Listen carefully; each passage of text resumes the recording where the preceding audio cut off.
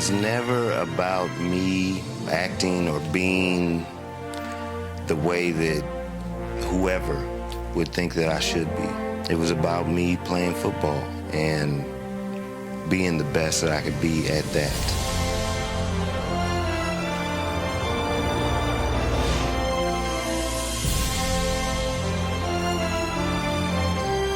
Hello, and welcome to Alan Pitt's His Story. The show is brought to you by the Canadian Football Hall of Fame. I'm your host, Christie Buono, and for the next 30 minutes, I will take you up close and personal with a man who, as I grew in age, I saw him grow in greatness. He's well known around the CFL as the greatest receiver of all time for the Calgary Stampeders, yet his persona remains a mystery to many.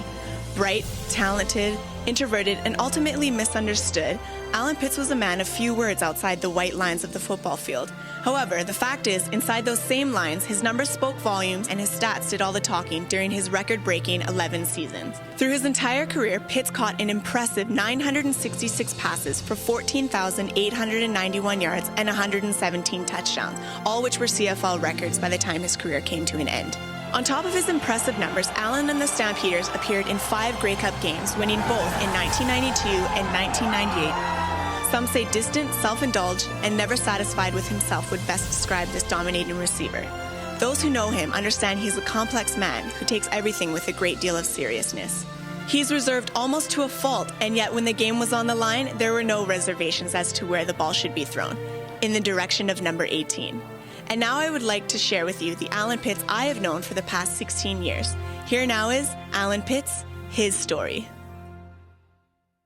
I was born in Tucson, Arizona, but probably before I was 2, my family moved to California. As a kid, I kind of already knew that, in some way, I just wanted to be a professional athlete, and I didn't know what sport. I remember at some point, I thought I was going to be a skier or a motorcycle racer. So I just wanted to be involved in sports. I grew up on a street where a lot of the kids were older. I had a brother who was older. Most of the kids were 5 years, some 6 or 7 years older, but, I was still out there. There was a guy that went to the same high school, but he was a couple years older than me, lived on our block. He played football. I liked the game, the fact that there was contact, all the running, the different moves you could do. And I think the way that we played as kids, the drive and just the natural want to be the best that you can be, that is in my genes from my parents. I think it was all honed to a certain degree at an early age. With his finely honed skills and dreams of becoming a professional athlete, Alan made football his sport of choice right through his college days at Cal State Fullerton. Although discontinued a few years after Alan left, the Titans football program spawned a few notable CFL players in its time. As you know, that Damon Allen is from Cal State Fullerton as well. He came up here in 1985, and I was still at school for my last year, and he came back after the season, and there was a few of us that were working out for the NFL draft, getting ourselves ready. I didn't get drafted into the NFL. There were a couple of years where I wasn't involved in football at all, and then Roy Shivers got the job as player personnel director with the Calgary Stampeders, and he's the one who told me about Canada. We were working out a number of quarterbacks in Calgary, and Roy said, I'm going to send you Alan Pitts. You take a look at him and tell me what you think. And I came up here in May of 1990. He had a tremendous ability to separate from the defensive backs, and he had a tremendous work habit. My play started to improve. There were some other guys there as well, but I think they went to the defense and the defensive backs, and, they kind of took a small poll of who do you think, we should continue to look at hard and that kind of thing. And I think my name came up. So I talked to Roy, and Roy said, "What do you think?" I say, he's worth signing. He's a big, tall guy. Looks like he could do some things, and we signed him, and the rest is history.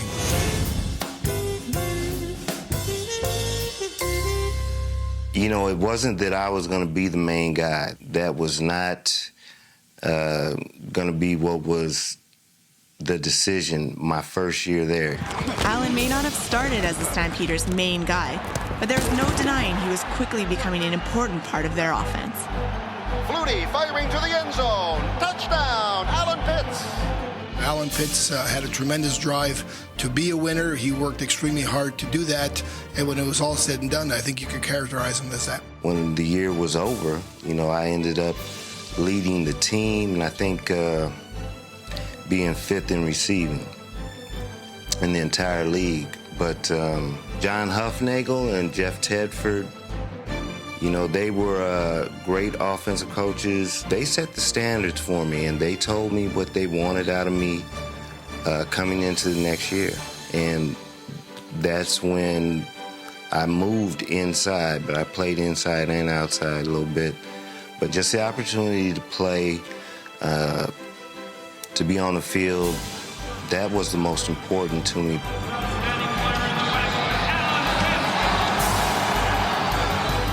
Alan enjoyed his opportunity to play, and Stampeders fans enjoyed their opportunity to watch.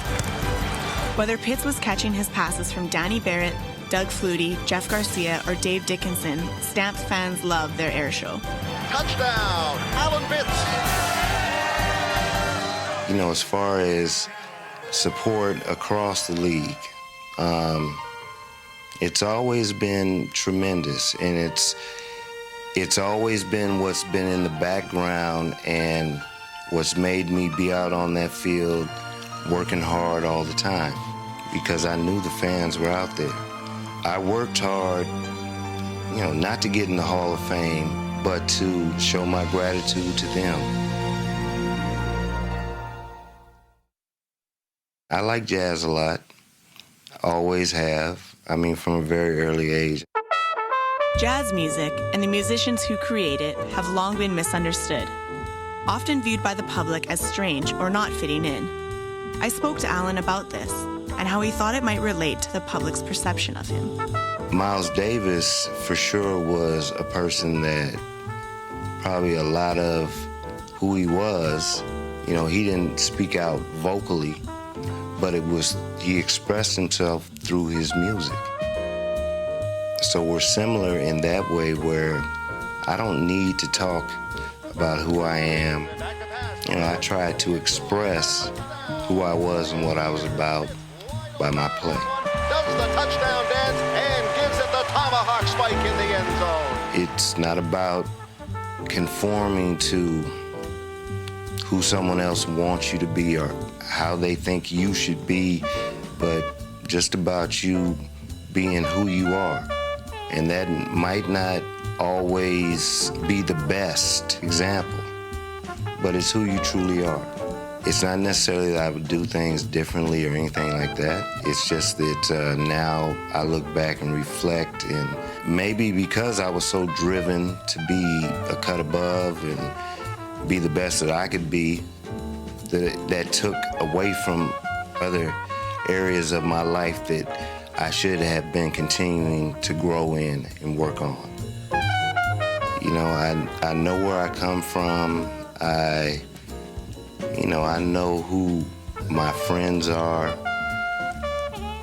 I know more about myself and the people that truly love me and who I truly love. And that's what's important. And, how much more do I really need than that? Not much more. And that's who Alan Pitts really is.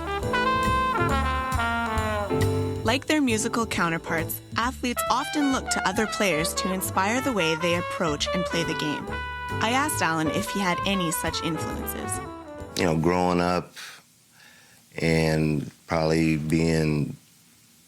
before I was on the varsity in high school, Pittsburgh Steelers were winning then, and I like John Stallworth a lot. He was lean and long, and that's kind of what my body type was.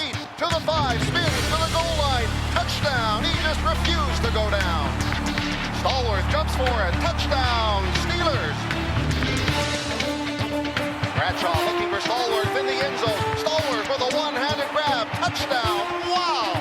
Bradshaw dumps it off for Stallworth. He elevates by the far sideline. Pulls it in. Comes back towards the middle of the field. Looks to pick up a block. Gets the block from Bradshaw. Has some daylight. He crosses the 40. At the 30. At the 20. He won't be caught. He was a person that I, watched and admired as a receiver. And then as I began to play more, Jerry Rice was, I think, probably someone that I looked at the most. He breaks one tackle. He breaks two tackles. He has some room. He's in full stride. Galloping down the sidelines with the ball for the 49ers. Now cuts it inside. Makes one man miss. Runs into traffic. Struggles for yards to the end zone. Touchdown, 49ers. Everything I ever heard about him was about hard work.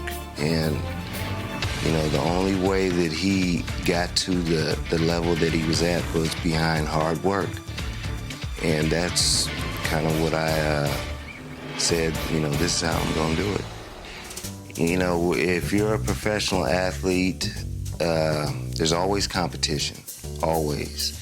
And it doesn't necessarily mean that you're talking about it, but it's there. Whether it's guys from different teams or whether it's your own teammates, you want to continue to work hard to reach another level or to keep your level above whatever level everybody else is at. All the hard work away from game time. Practicing like it was a game. Practicing, working hard in the off season when nobody was looking. And all that kind of stuff pays off and allows you to continue to be a level above those who don't work that hard. Alan clearly was playing at a level above when he and the Stampeders won the 1992 Grey Cup. Surprisingly, the Grey Cup award was not presented to Alan that year. The award was instead given to Stampeders quarterback Doug Flutie. You can't take anything away from Doug. I mean, he's one of the greatest quarterbacks to ever play. And I just think, he has natural football instincts, that kind of thing. So, you can't be mad at anybody for voting for him. But I just say that my emotions or my feelings at the time were mixed because that was a big year for me. And he played a major part in it, no doubt. But I gave a lot also. And, I was kind of looking forward to maybe getting that nod. But, I'm not upset or anything like that because, as I said, you can't get mad at anybody for voting for Doug because of the player that he was. And you just have to accept that. Playing with Doug was one of the best times of my life as far as a football player. He was a great player, and I think he made me work harder and want to be even better.